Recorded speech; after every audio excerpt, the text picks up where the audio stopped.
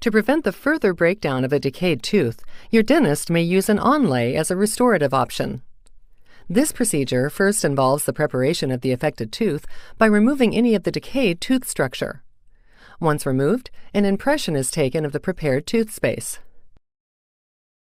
After taking the impression, a temporary onlay is used to seal the prepared tooth space.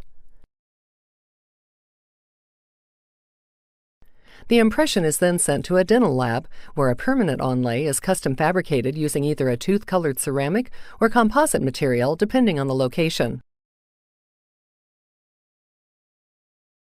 During your follow-up appointment, the temporary onlay is removed and the tooth is further prepared with a cleaning agent.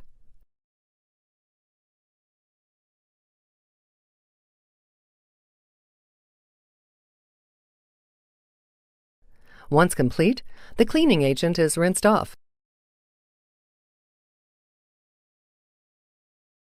Next, a bonding agent is applied, which is cured to hardness using a specialized blue light.